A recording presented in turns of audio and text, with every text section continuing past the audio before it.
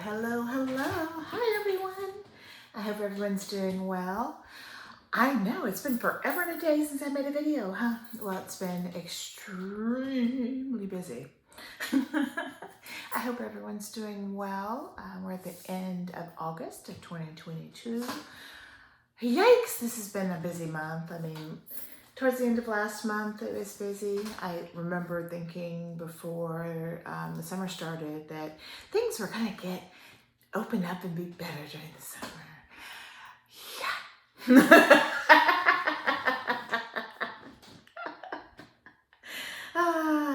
Gates of hell opened a little bit.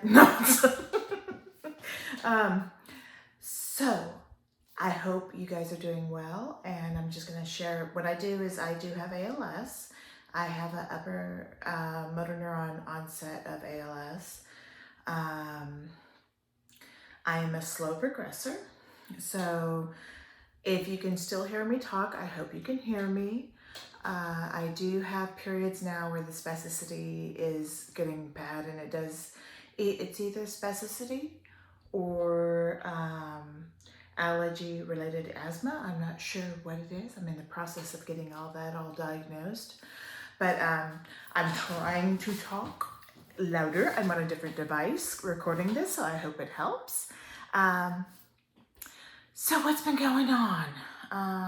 Today was my little one's first day of school. That was fun, doing everyone at the bus stop and doing that, her style choices. She's getting to that age.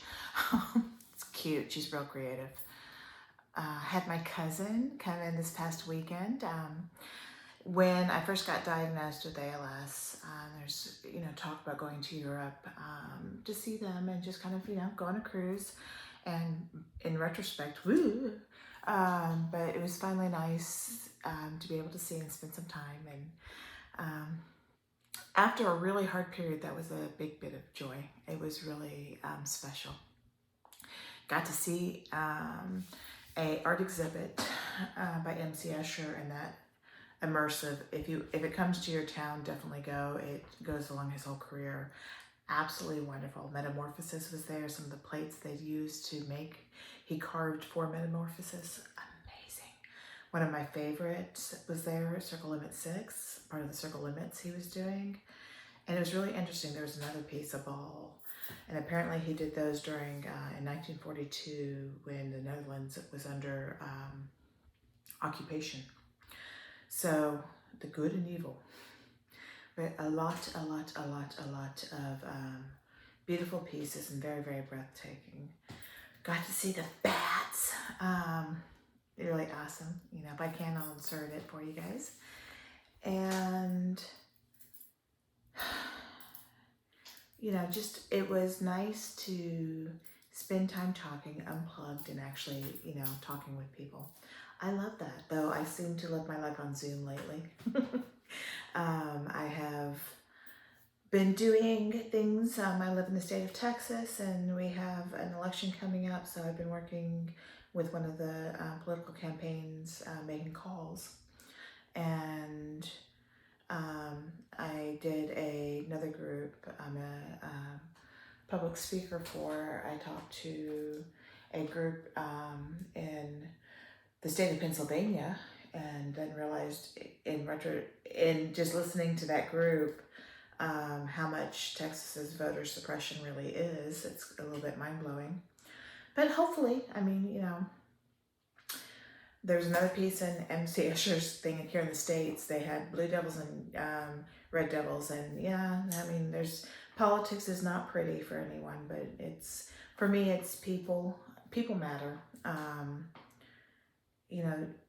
As an American, we have our constitutional rights, and I am a federalist. I believe that we should go by the Constitution, but that rights have limits. Like, you can't defame somebody. You probably shouldn't own a huge arsenal, and potentially those weapons that should be weapons of war, on allowing 18-year-olds to buy them and shoot up schools. So I'm not even worried because I'm not monetized. So let's see. Before that, newest ALS symptoms. And I don't know if it is, it was interesting. So I was in this lovely, I've been taking a lot of classes and Buddhist courses and retreats. It helps to reduce stress with everything I'm doing. And there was one about cultivating emotional balance and joy. And during that, I had about a week and a half of difficulty breathing. And then I started having hiccups. So I was thinking, oh my God, the spasticity has hit my lungs. My voice when that's happening is very rough and ragged. I was in, it wasn't this past Saturday, it was the Saturday before that. I was in the Cultivating Emotional Balance in Joy, and I had my 9-year-old here, and my husband was at work, and I had the most difficult time breathing. I wake up with headaches, which I know can be that your CO2, your oxygen dioxide is high in your blood. But I had where I could not breathe. I mean, it was so difficult. And listening to things to stay calm, but I couldn't like react because I had my 9-year-old here. I didn't want to scare her. So I tried to just, upright. I put some blankets down on my desk and was listening to it and just trying to breathe. I mean, when you have that much shortness of breath, it's scary. I was crying. I mean, just, silent tears. But it really scared me because, it's kind of like I'm not ready to die yet. Yes, I have a terminal disease. I have ALS, but I still have a child that needs their mother. And I have other family, other children. But it's just, having a little one, it's scary. So I texted my husband and of course, when you're at that point, it didn't text quite right. And I was just really trying to do the pursed lip breathing, which is breathing in and pursing your lips like you're going to blow out or suck a straw almost like that and go. So I was trying to do the breathing to help me breathe better. But it was scary. I mean, I was scared, and I'm not one to say go to the ER. I mean, you kind of have to be broken or bleeding, bones sticking out. But I was like, I need to go to the ER. And of course, I live in Houston, Texas, which not only do we have multiple forms of COVID, we have monkeypox, which is going around the world, yes. I mean, just what we need. We're in a pandemic, getting towards the endemic, and here, wild another virus that has finally jumped out of the borders of a continent and around the world. So having inherently a weaker muscles, I mean, my muscles are good for breathing. My meeps are pretty decent. But that was, I didn't know. I didn't know if it was the spastic, just because it was like I just couldn't breathe. It was breathless. It was really horrible. So I got to the ER. They were concerned. My lungs are clear, and they have been clear. I don't wheeze. I don't do anything. So they had me do, they did a chest x-ray. They did a CT and CTA to check for blood clots. I'm on a clinical trial. That is actually showing good results. But I was in the midst of giving myself Proleukin for 5 days. So it's like, never look up the drugs that you're on clinical trial for. You can scare yourself. I did that sitting in the ER bed. So it wasn't a clot, thankfully. They did my blood. I have esophilia. So apparently that could be allergic reaction type stuff. And I got told to go see my neurologist at the ALS clinic, which the previous Friday, I had just, on August 5th, I'd had my ALS clinic appointment, and my lungs looked good. I mean, they're decreased from where they were the last time, but they're not like horrible. And I was having breathlessness that week too. So it's like, so I finally went for my clinical. They had to draw, this was last Thursday. Busy. It was a busy week. So much to do. So I, and then, you know, after going to the ER, not knowing, they gave me in the ER, they released me with a, inhaler for albuterol with a spacer, and it helped. It felt like everything that was gnarled in my chest unraveled a little bit. So went and had my T-regs drawn, like vials and vials of blood, and then went over to a different building and went to see pulmonology, and they thought it might be asthma, which, I mean, I'm almost 50. I mean, weird time to develop asthma, but they think I probably have sleep apnea, which is common with ALS, and the treatment for that, excuse me, I'm not tired, it's just I yawn a lot. So I'm going to go in for a sleep study. I'm trying to ask them to please let me do it at home because I don't sleep well in hospitals. I have a history of being a nurse in a hospital for years, and I work nights, so sleeping in the hospital is harder. So I have a bunch of pulmonary testing to do. They're gonna do one, I guess it's, that checks your methylation levels, because apparently that's real sensitive for asthma.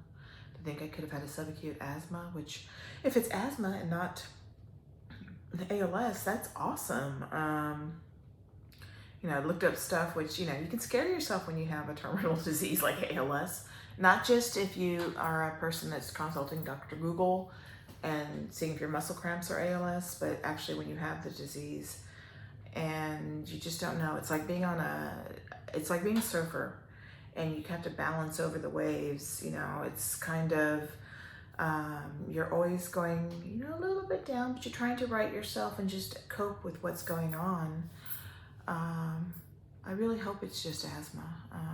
Weird to develop it so old, but that was flippin' scary. You know, it really knocks on the door about the mortality of this disease. And previous to that, I had a family situation with someone that's sick that, oh God, we've all been having stress through this whole thing with the pandemic. I mean, you know, it hits some people harder than others, but it's just like a really stressful week and then another stressful week with health. So, if it was asthma, I know I cleaned my house like in 4 hours and ended up then sweeping and mopping, and who knows, maybe it was dust and pest dander, you know, cat fur that got me, but I'm not allergic to them normally. And it's not even my allergy season, so who knows? I hope it's asthma. That would make sense. You know, yeah, asthma can kill you, but at least it's treatable. And I'm hoping I get the sleep study, and if I need the CPAP or BiPAP, I've got it on hand because I don't want to experience that again. That was hell. I don't want to go through that again. Really scary. I mean, it's kind of like, what do you decide? I mean, yeah, I know that I have a terminal disease. I have ALS. I know that I'm not going to survive this, but yet I'm not ready to leave my youngest. And especially just the smothering feeling of that. That's not how I want to go out. I mean, I know most ALS patients die from respiratory dysfunction, pneumonia. Scary, you know? It's just so, and having a nice week afterwards and, you know, going and seeing the bats and walking in the museum, you know. It seems like doing events like that, I'm sorry, take a little bit more out of me. I can appear very normal, but it takes that much extra to do things. And the spasticity is worse. I got started, I had tenazidine and Robaxin, but I've actually started the baclofen, which is really the most effective one. And it seems like it's helping. I mean, you know, I kind of overdid it. That exhibit was really long. And while I can still walk, I just have to be careful I don't overexert. So I decided I was going to see, and before all that, so family issue, first breathe, you know, nice weekend, terrible breathing week, ALS clinic, a little short of breath, and went through the week before that. Just so much has happened. I mean, I kind of didn't do a video because you know, it's like the world is hard enough. I mean, you look at the Ukraine and everything going on, and I mean, inflation. You know, it's like, do I want to put a video up saying this is so miserable, blah blah blah? I didn't want to do that, but I survived it.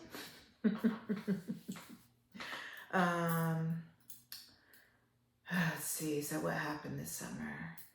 Okay, so, you know, went to my cousin's wedding in May. Uvalde happened the same day.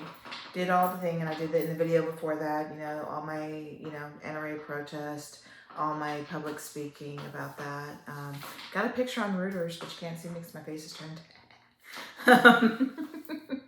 And did some radio interviews. I've done some talks. Try to get some rest and some self-care. When you're talking about that kind of stuff, you have to make sure you take care of yourself. But, you know, for the survivors of Uvalde, for those parents of those who lost children, all children count. That needs to be, I'm a survivor that is more years out from death and a lot of trauma in my family. It's hard because you know the way two-wayers and the fact that laws have been loosened, and there's groups out there that don't want their rights taken away.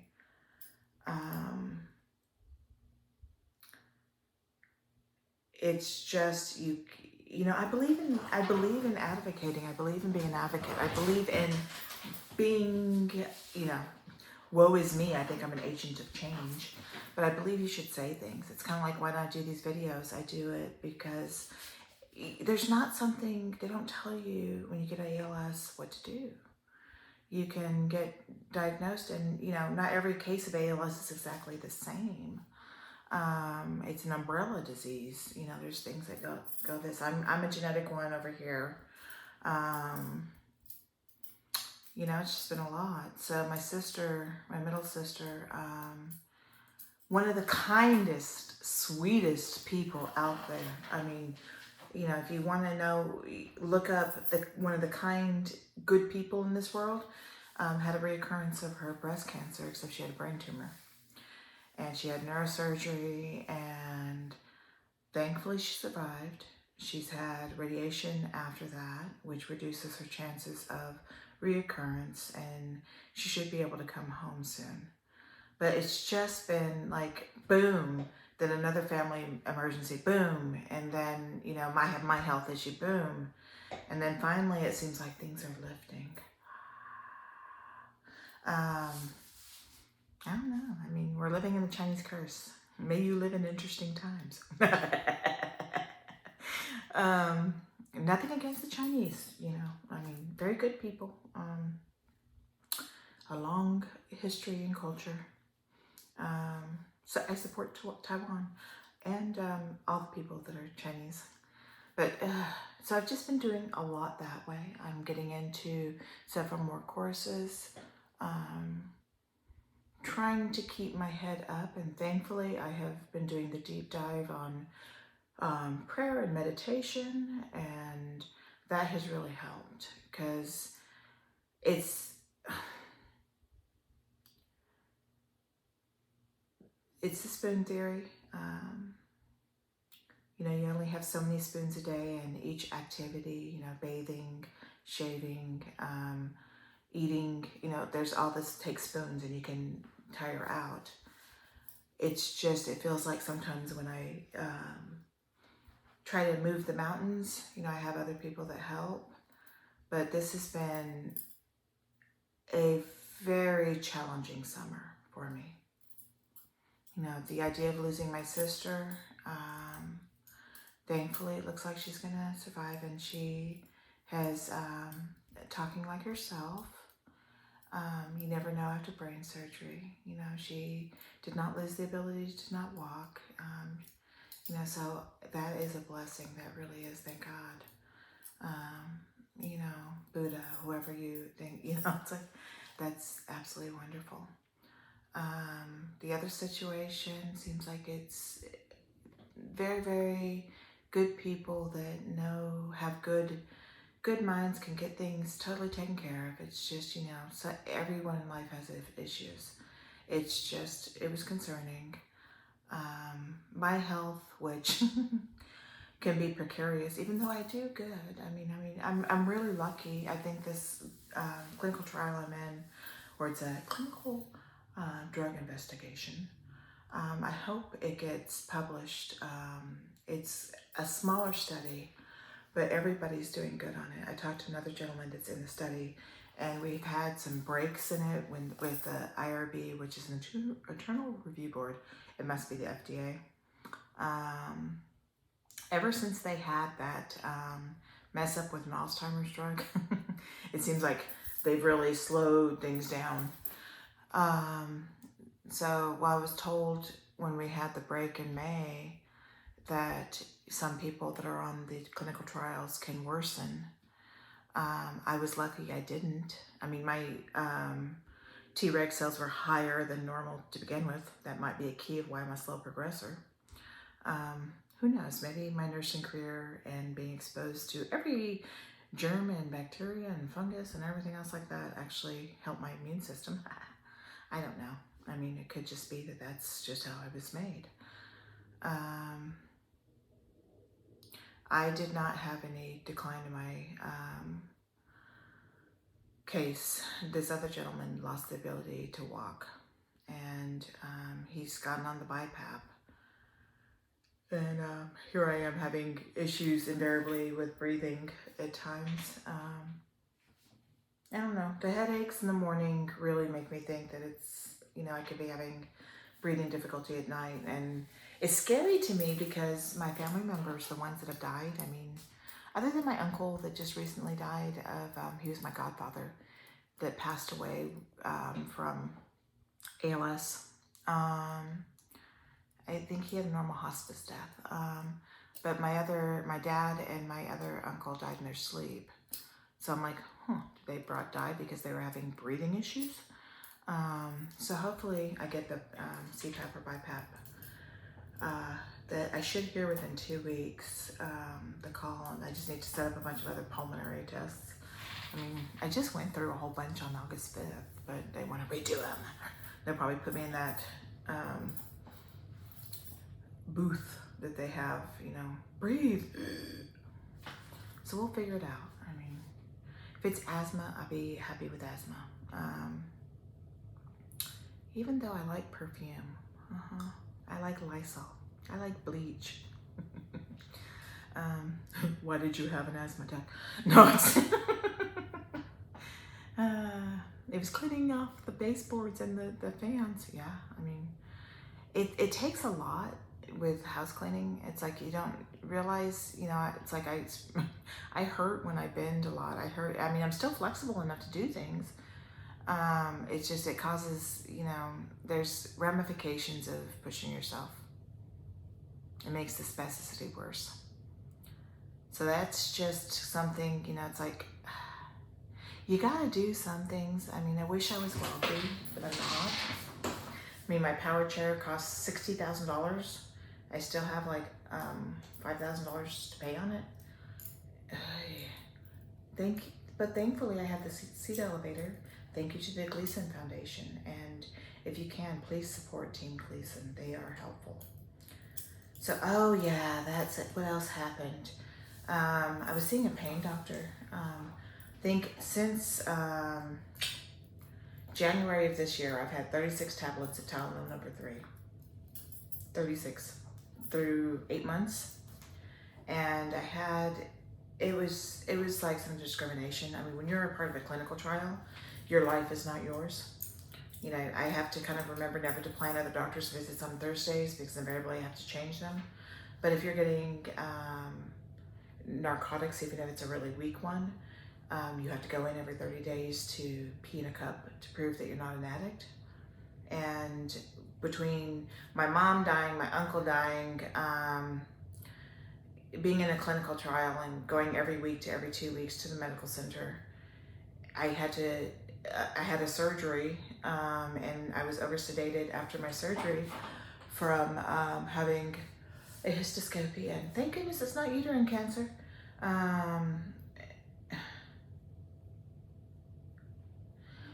So they told me my insurance wasn't effective. I called my insurance is effective.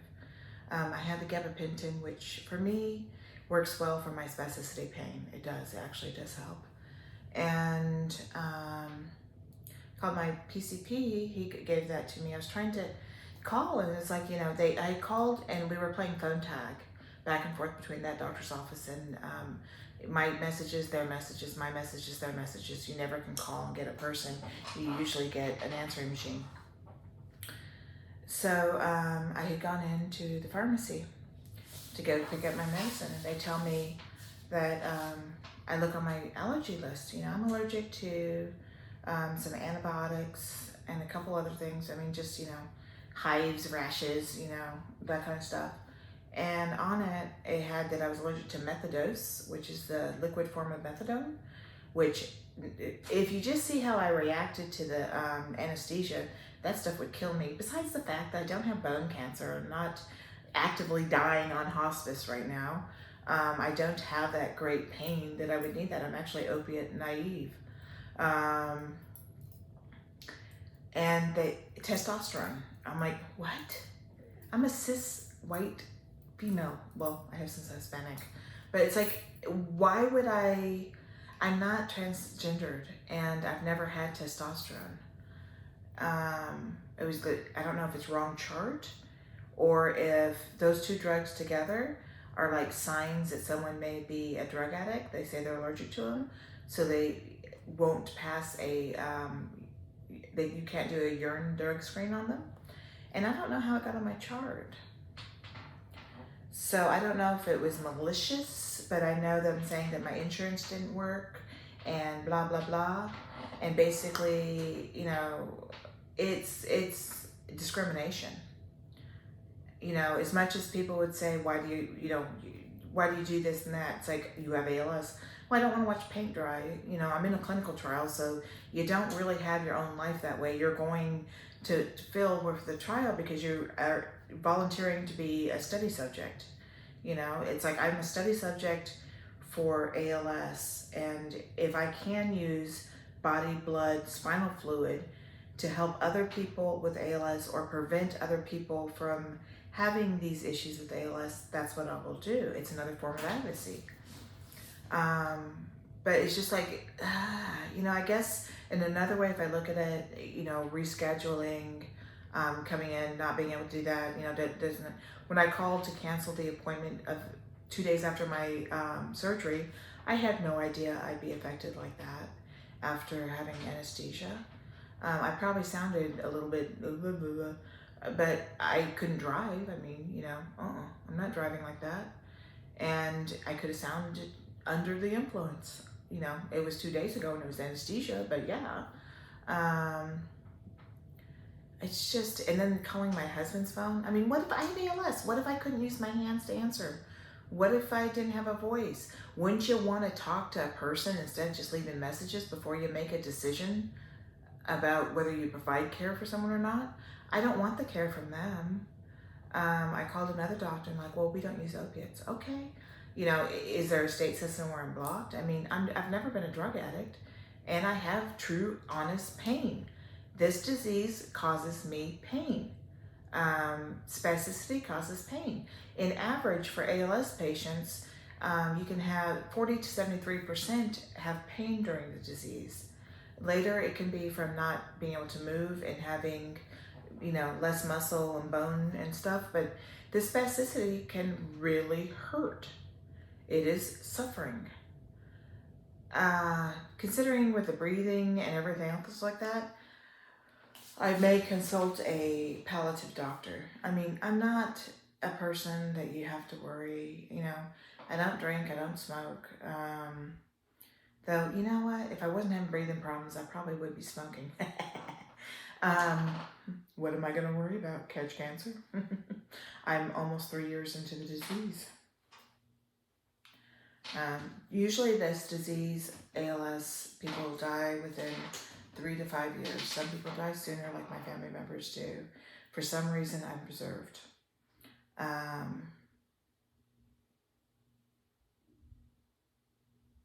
It's just a lot. I think with my other health history and everything, I think a palliative doctor.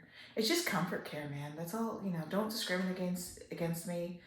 You know, I was telling, when you're in a clinical trial, they ask you, oh, have you thought about suicide? Have you been depressed? Have you anything like that? It's like, no, but it's like I got really sad when I was discriminated against by this doctor.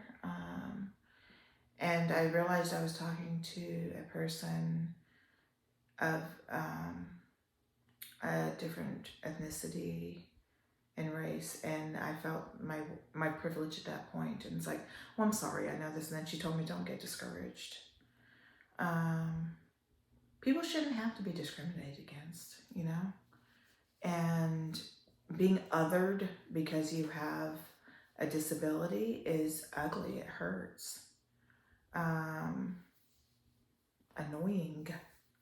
So I still need to write the letter. It's just emergency, emergency, emergency, and then a nice visit. So I've been trying to take it easy. I'm on retreat. All this week I am doing a retreat. I'm very thankful with Dr. Wallace through the CCN. They are an awesome contemplative compassion network. They are an awesome group. And this has been really special to attend a retreat from around the world and doing it by Zoom. So you're not exposed to monkeypox or COVID. So they did do testing on me because they wanted to see if, yeah, my blanket fell. Yes, my chair is actually black. They wanted to see if it was COVID that caused the breathing problems. You know, that's what the first thing is like, if you're having a hard time breathing and your stomach's upset, that could be COVID. I'm like, nah, it's probably stress with my stomach and I don't know what the breathing is. So they tested me for 6 types of COVID, negative, non-detected. They tested me for 4 types of flu. I don't have them. They tested me for a couple different things of pneumonia, and apparently you can get chlamydia pneumonia. Gross idea. But didn't have pneumonia. Chest x-ray, no pneumonia. CT, no pleural effusion, no pneumonia, no clots. So hopefully this next set of testing tells me why, and I hope that I never have to be at that point again, struggling to breathe. And I'm just thankful that I've been able to stay calm with it. I mean, that is scary. I know that having a terminal disease can be scary too. You don't have control of it, though. You have this illusion that you have control about things. You really don't. It's just kind of a lot about, I'm on this whole kick about radical acceptance. Accept what is. Sometimes that's rough. Sometimes things are rough. Just not holding on to the suffering, not grabbing, not getting stuck in those emotions. I was having a hard time with meditations that are like, concentrate on your breath. It's like, no, I don't want to concentrate on that right now. Yeah, the sensation of smothering is not pleasant. I really hope that's not the way I die. And if it is,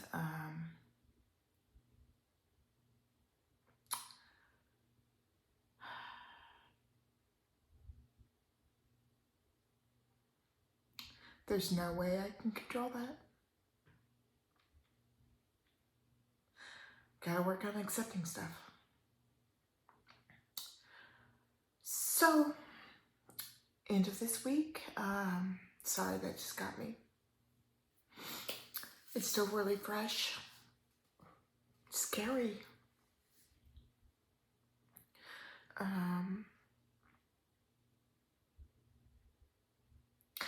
don't know. You know, life is life, you know. You take what's good and you love who's around you and you try to live. Even if you're dying, you live. You know, you can't stop living until you stop breathing. And I know that my voice will go. I was shown that when I was having all these breathing problems. I hope you can hear this video. And I have a new device and the microphones work with this device. I have to get the adaptation for it. So, sorry.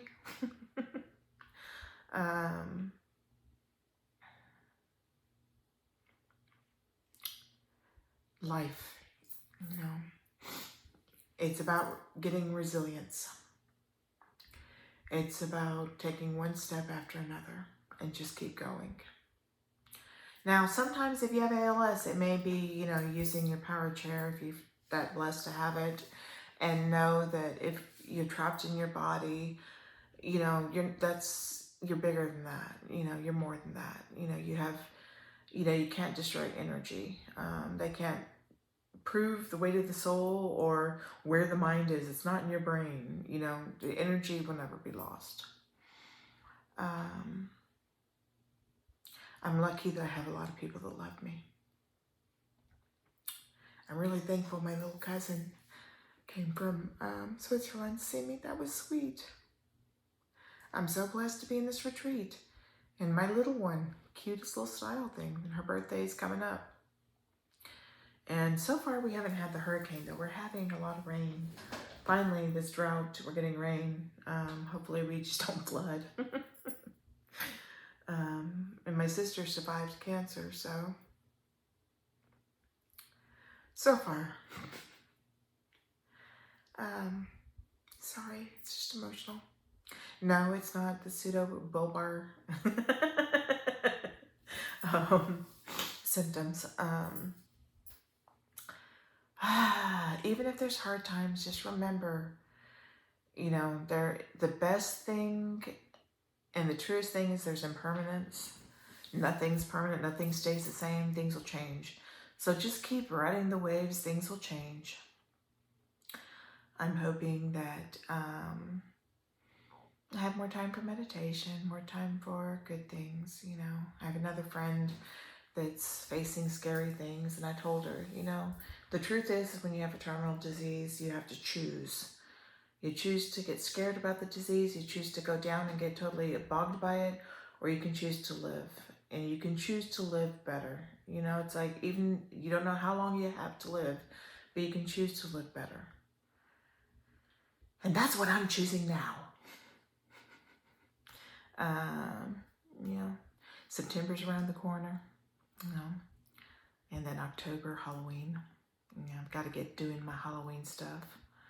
You know, just keeping on keeping. I'll be through a bunch of testing. I mean, they gave me like 3 sheets of 3 things to call for different sets of things. So I need to call. I didn't call today because, yeah, it was like Thursday was a bunch of stuff and getting my daughter ready for school, all the doctor's tests.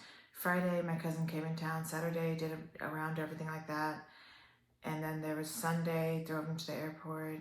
I was so appreciative. That was such a beautiful thing in the middle of all things. I have my other little cousin that got married, and I opened something, you know, I was just feeling kind of down, opened this, and I got these beautiful pictures of the wedding and beautiful thank you card. Oh, I just love it so much.